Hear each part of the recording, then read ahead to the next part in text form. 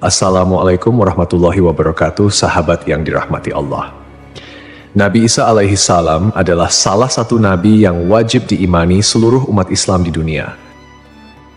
Beliau diutus oleh Allah Subhanahu wa Ta'ala kepada Bani Israel karena kesesatan yang dilakukan oleh kaum tersebut sepeninggal Nabi Musa alaihi salam. Tidaklah sempurna iman seorang Muslim bila tidak mengimani keberadaan salah satu dari 25 nabi-nabi yang memiliki kemuliaan di sisi Allah Subhanahu wa Ta'ala. Pada akhir zaman, Nabi Isa alaihi salam akan kembali turun ke bumi untuk membunuh Dajjal, musuh umat Muslim yang paling ditakuti karena kehebatan fitnahnya. Nabi Isa akan datang kembali ke muka bumi demi menegakkan kebenaran serta memberi petunjuk jalan menuju keselamatan. Selain itu, ia juga membawa misi penting untuk membunuh Dajjal. Dajjal akan menyebarkan fitnah, kemudian berusaha menyesatkan umat manusia agar jauh dari jalan Allah.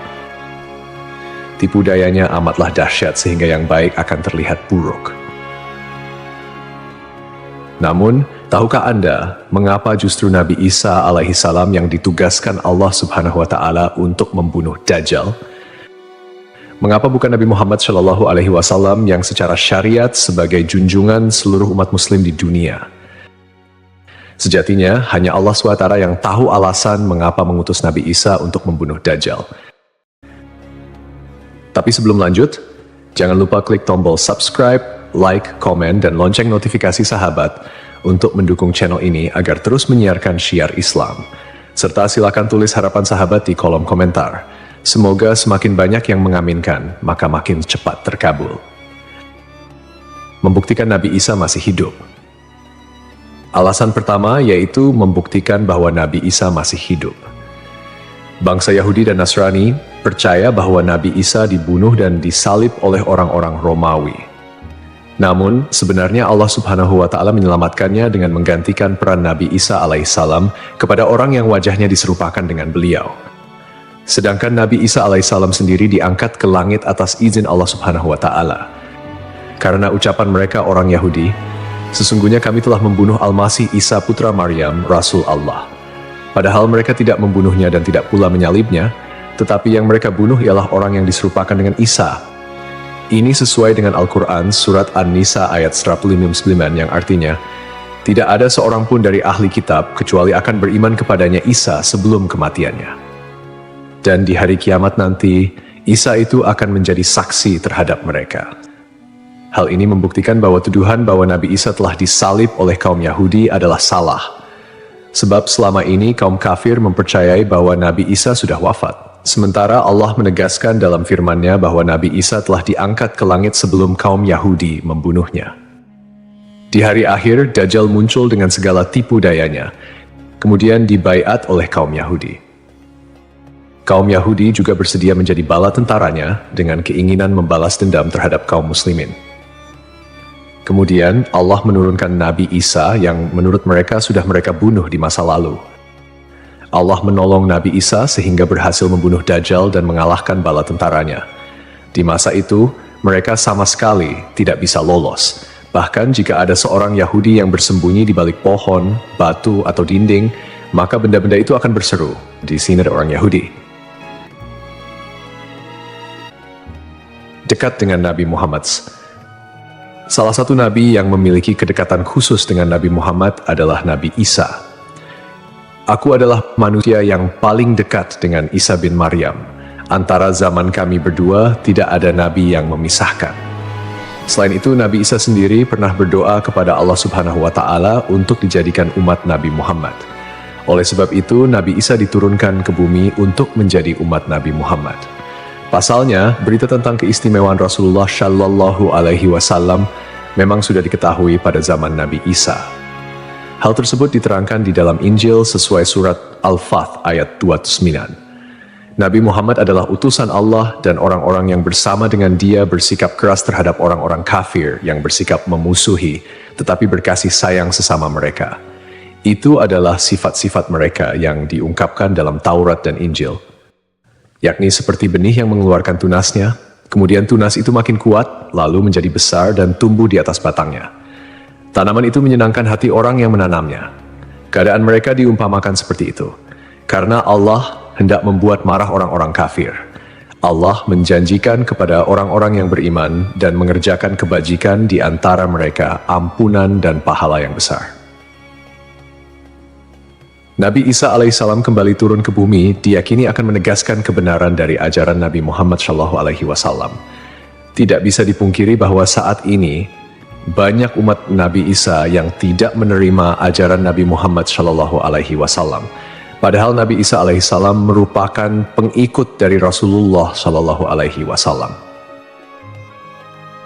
Al-Baghawi menceritakan dalam tafsirnya bahwa ketika Isa alaihissalam mendatangi Baitul Maqdis, di mana orang-orang sedang bersiap salat asar, maka imam di masjid itu mundur dan menyuruh Isa untuk maju. Namun Nabi Isa enggan dan ia tetap salat di belakang imam dengan syariat Nabi Muhammad SAW.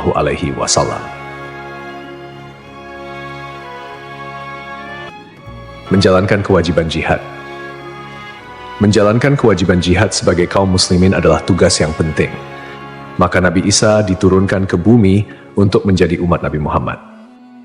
Keistimewaan Nabi Muhammad memang sudah diketahui sejak masa Nabi Isa dan diterangkan di dalam Injil sesuai surat Al-Fath ayat 29, yang artinya, Muhammad adalah utusan Allah dan orang-orang yang bersama dengan dia bersikap keras terhadap orang-orang kafir, tetapi berkasih sayang sesama mereka. Kamu melihat mereka ruku dan sujud mencari karunia Allah dan keridhaannya. Pada wajah mereka tampak tanda-tanda bekas sujud.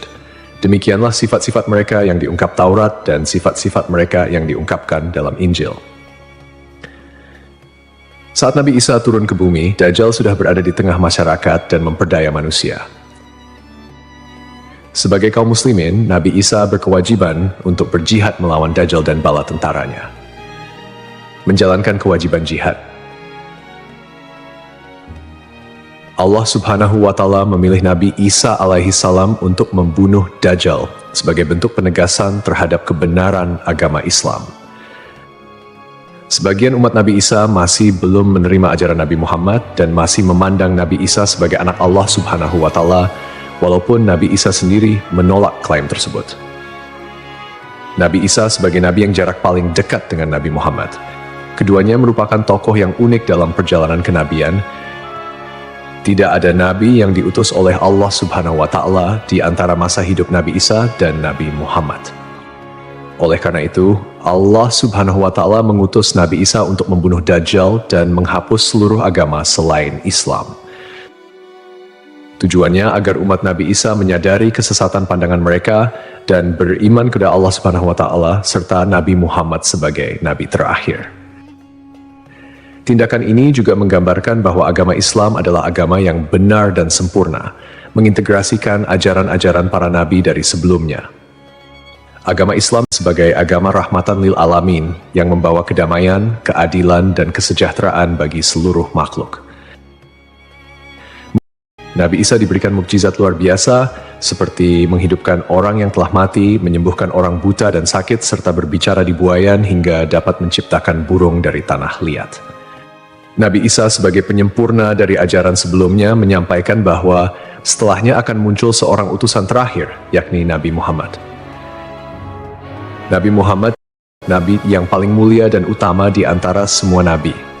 Beliau dianugerahi mukjizat terbesar, yaitu Al-Quran, yang merupakan firman Allah Subhanahu wa Ta'ala yang tidak dapat ditiru ataupun diubah oleh siapapun. Selain itu, Nabi Muhammad juga memiliki syafaat, yaitu pemberian ampunan kepada umatnya di hari kiamat. Melalui perbuatan membunuh Dajjal, Nabi Isa akan memperkuat dan menegaskan kemuliaan Nabi Muhammad, mengakui kedudukannya sebagai nabi penutup zaman. Tidak hanya Al-Quran, Nabi Muhammad juga diberikan mukjizat lain seperti membelah bulan dan air mengalir dari jemari tangannya. Perjalanan Isra dan Miraj serta mampu bersabda dalam berbagai bahasa. Mukjizat-mukjizat ini menunjukkan kekuasaan Allah yang melampaui batas akal manusia.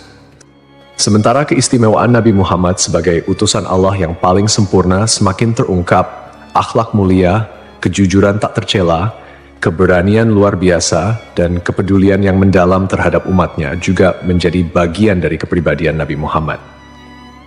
Beliau adalah uswatun hasanah, telan baik bagi seluruh manusia. Hubungan dekat Nabi Isa dan Nabi Muhammad terlihat jelas, di mana Nabi Isa adalah nabi yang paling mendekati masa kenabian Nabi Muhammad tanpa ada nabi lain yang diutus oleh Allah antara keduanya. Nabi Isa bahkan menyampaikan kabar tentang kedatangan Nabi Muhammad sebagai nabi terakhir. Beliau mengakui bahwa Nabi Muhammad adalah nabi penutup para nabi dan menyatakan persaudaraan di antara mereka, cinta dan saling menghormati. Nabi Isa dan Nabi Muhammad menjadi bukti kebersamaan spiritual dengan mengakhiri keberadaan Dajjal. Nabi Isa secara simbolis menegaskan kemuliaan Nabi Muhammad dan menghormati sebagai nabi akhir zaman. Untuk dikembalikan ke tanah. Alasan selanjutnya, Nabi Isa alaihissalam akan dikembalikan ke bumi sesuai kodrat manusia yang tercipta dari tanah. Hal tersebut sebagaimana yang dijelaskan pada surah H ayat 5 yang artinya, dari bumi kami menciptakan kamu, dan kepadanya kami akan mengembalikan kamu, dan daripadanya pula kami akan mengeluarkan kamu pada kali yang lain. Nabi Isa alaihissalam diturunkan ke bumi juga menandakan bahwa ajalnya akan tiba. Setelah wafat, Nabi Isa alaihissalam akan dimakamkan di tanah suci, lalu dibangkitkan kembali bersama manusia lain di hari kebangkitan. Mengenai lokasi makam Nabi Isa alaihissalam, terdapat perbedaan pendapat di kalangan ulama. Sebagian ulama mengatakan lokasinya terletak di Bait al-Maqdis, dan sebagian lainnya mengatakan akan dimakamkan bersama Nabi Muhammad SAW. Sebagai muslim yang beriman, tidaklah pantas bagi kita untuk membanding-bandingkan siapa nabi yang lebih hebat, karena semua nabi yang diutus oleh Allah Subhanahu wa Ta'ala mempunyai tujuan yang sama, yaitu mengajak tauhid, mengagungkan kebesarannya. Nabi Isa alaihissalam selain ditugaskan Allah Subhanahu wa Ta'ala untuk membunuh Dajjal pada akhir zaman, ternyata beliau juga akan memiliki tugas dan maksud tertentu yang pada intinya adalah menegaskan ajaran yang dibawa oleh Nabi Muhammad SAW kepada seluruh manusia yang ada di dunia. Semoga kita semua bisa memetik pelajaran. Wallahu a'lam.